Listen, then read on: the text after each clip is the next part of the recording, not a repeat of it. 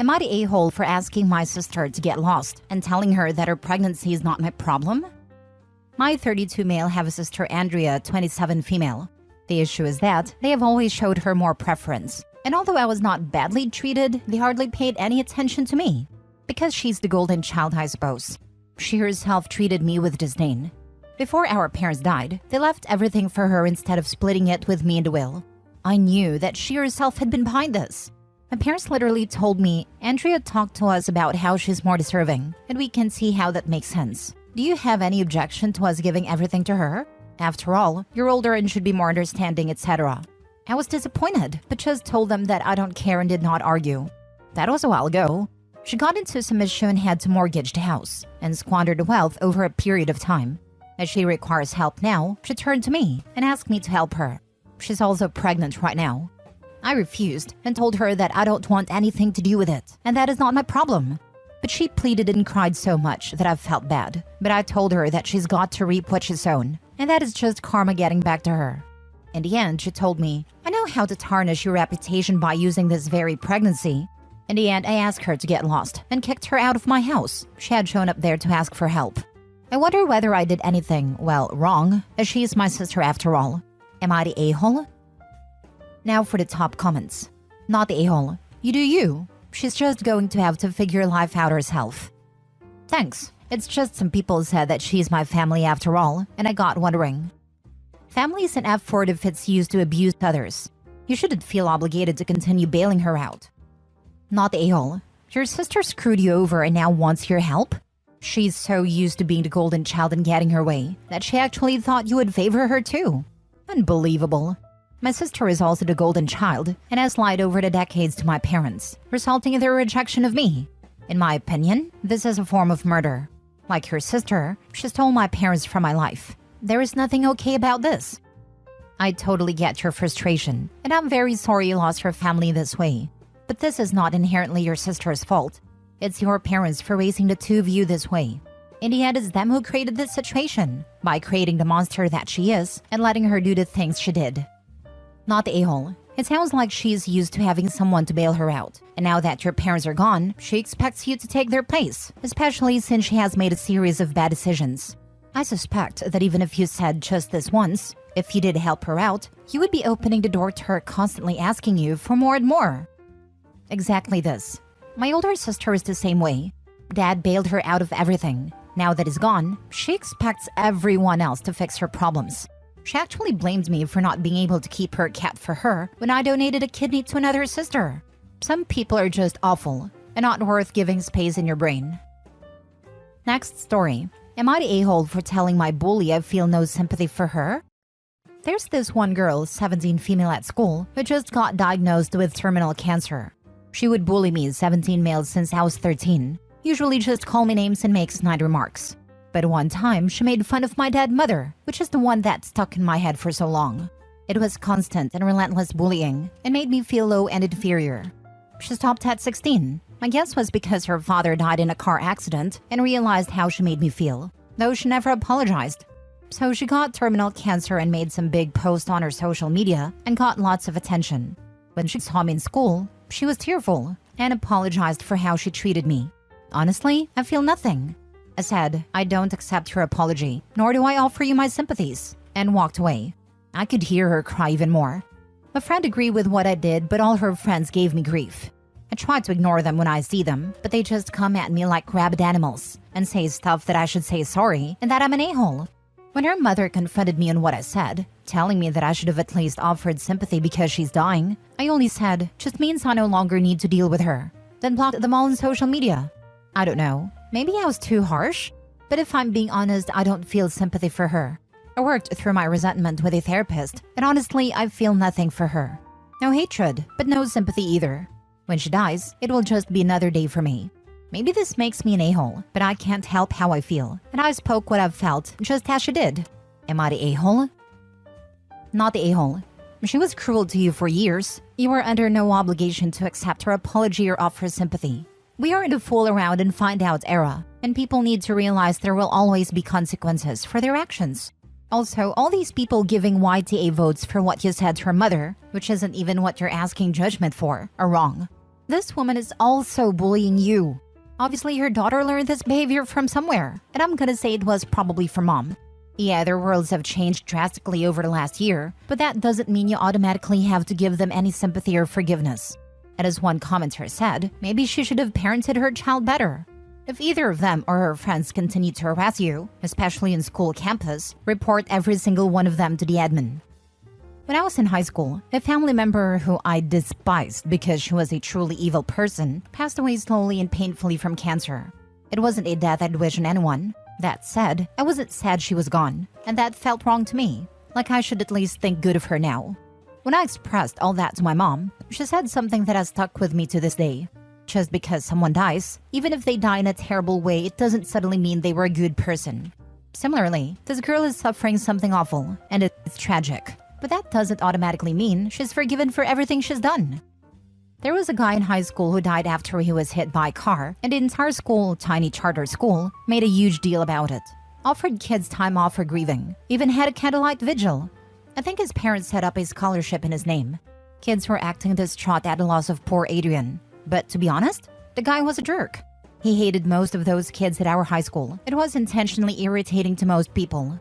He had extreme beliefs, which were fine, but loved berating people over things like commercialism if they bought a soda. The night he died, he was hanging out with his college friends.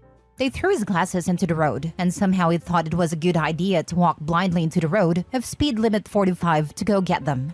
An old lady hit him going 35, and he died. So like just a stupid way to die. It is tragic his life ended early. I think he might have gone on to do some good things. But I wasn't heartbroken. I wasn't crying at a candlelight vigil for his soul. I wasn't wearing black armband in remembrance. It's like, yeah, that sucks. Not the a-hole. Someone who is truly sorry would accept that you do not forgive her. She wouldn't tattle to her friend/mom if she was truly contrite. You owe her nothing. It's not like you went out of your way to shove it in her face. As a matter of fact, you never even retaliated when her father died. Having terminal cancer doesn't absolve anyone of being an a-hole. And the bully made sure to apologize very publicly with tears, and an audience ready to clap at her amazing act of being so mature. It's almost as if the girl doesn't care about OP at all, but instead saw an opportunity to make a scene and get a shower of cookies. I believe in apologizing publicly if the offense was also public. But apologizing is about taking accountability for your actions. The bully just made a scene and put OP in yet another crap show. Next story. Am I the a-hole for telling my brother that it's only his son's fault that he was injured? My 41 male nephew Ian, 9 years old, visited us for Thanksgiving a while back. He was accompanied with his parents and children, including Ian. I have a bulldog in my house, which they know about. I told the kids to stay away from it, which they agreed to. It doesn't like strangers, and I did not want to take any chances. As they had said fine, well, I did not bother about it again until the incident happened. Ian walked towards his doghouse and began to yell and tease it. He apparently got so near him that the dog bit him and injured his hand. He screamed, and it attracted our attention. We rushed out and took him away. The dog was chained, but he was still barking. We took him to the hospital, and everything was confused as my sister-in-law was scared as well, including Ian's older sister. My brother David, 44 male, now accused me by saying that it's my dog and that I should pay the bills now. I refused, saying that I'd warned them and that it's Ian's fault. But he said that doesn't matter as it was my dog. We got into an argument and he threatened to sue me later and said I already know that he can't afford the best lawyers as he himself is one. I told him I am not doing it, but should I have? It's my dog and I am his uncle, so should I have paid? Am I the a-hole? Now for the top comments. Personally, as a Canadian, I don't think you're the a-hole, but I really don't know how much that would cost. 9 years old is old enough to know better and he was warned. It's just I had warned him. I'm not happy he was injured, obviously, but it sounds really unfair to expect me to pay when I had told him before. The child and his parents learned an important lesson that day. Keep your distance from dogs you aren't familiar with, especially when the dog is in a safe space, indoor cage, or doghouse. Ian had a fool around and found out rating of 7 that day. He's lucky it wasn't his face. Not the a-hole. You warned him. He didn't listen. Parents should watch their own child if he wants to meet the dog. My ex used to tease my grandma's cat. Not maliciously, it was playful. But when the cat would lay down in her box, she was done. Tell me why I had to repeatedly tell this 20-plus-year-old man why he needed to leave the cat alone when she was in her box. He wasn't one of my best decisions. Not the a-hole. Even without a warning, teasing a chained dog is an a-hole move. I completely disagree with people who say 9 is too young to understand this. 9 is plenty old, especially in combination with the warning you gave. But seriously, even without a warning, a 9-year-old should know better. Your brother sounds like a serious a-hole. He's threatening to sue you? Jesus. The dog was a hazard limited to one part of the yard, with warning provided to all. At that point, it becomes no different than any other geographical defined hazard, like a cliff edge or a river or a pit. If an adult is to blame, it is the child's parents for not supervising their child. If a child walked off a cliff that the parents knew about, who would you blame? The first dog I lived with was a wolf/husky cross. While my parents' dog was friendly, it was also very big. We grew up learning to read doggy body language, and by age of 3 years knew when to leave the dog alone. We were also explicitly told by my parents' friends when to stay away from their dogs. Had we been bit, none of the dogs would have been blamed. In fact, my father's first question would have been, "Why were you pestering the dog?" Last story. Am I the a-hole for telling my mom if she acknowledges her grandson, I won't talk to her anymore? I, 28 female, have a brother Elijah, 24 male, I do not speak with. I consider him dead to me. He molested my sister, has allegedly violated multiple women, and went to jail for a vague child exploitation charge, which we all presume is kiddie porn, since he's been caught multiple times talking to minors. My parents still talk to him for some ungodly reason. Last night, my father called me to say, "You're an aunt." When pressed, he said Elijah has a 1-year-old they just got the paternity tests back from. I said, "Then no the heck I'm not." Dad pressed, and I responded more firmly, "No, I am not an aunt." My parents know my sister Ruth, 21 female, and I do not have a relationship with this man, and actively hate him.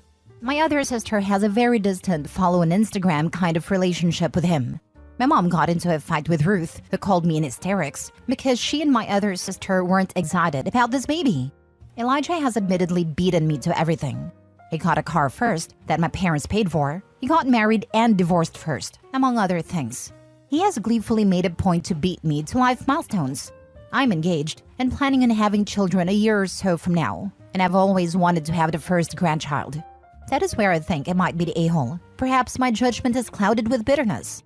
I told my mother if she acknowledges this baby as her grandchild, I will no longer have a relationship with her, and my children will not have a relationship with her. To me, I can pretend she doesn't still have a relationship with Elijah if it's behind closed doors and she keeps her mouth shut about it. But if she allows this child to come and go in her life, she is openly recognizing her relationship with Elijah, and I can't forgive that. I am too protective of Ruth, and I feel like she's choosing this evil man over her other 4 children, one of which is still a minor. My fiancé and I have made it very clear in the past that Elijah will come nowhere near our family.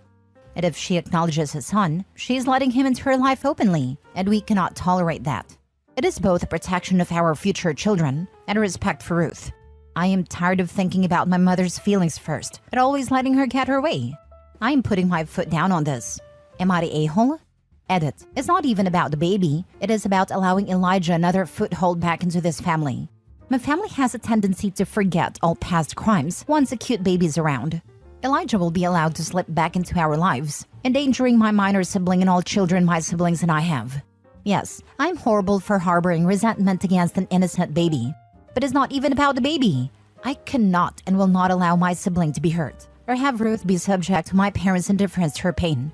She has already made a choice to not come home for Christmas over this. I would actually start by calling CPS and telling them your monster of a brother had a child, and you fear for the safety of the child. That kid is not at fault and should have nothing to do with it. Your goal should be getting that kid away from his dad and making sure baby mama knows what kind of person your brother is. You should bond with that kid just to make sure it's safe and okay. That doesn't mean you have any interaction with your brother. My brother violated me as well. He had a daughter. I reported him and told his wife and called CPS. The courts forced his rights to be removed and out a lifelong protection order. His daughter will never be forced to deal with him. It wasn't a quick process to get his rights removed. It took time, but it was successful. If he has gone to jail for child exploitation, he probably had to register as an offender. CPS and the child's mother definitely need to know this.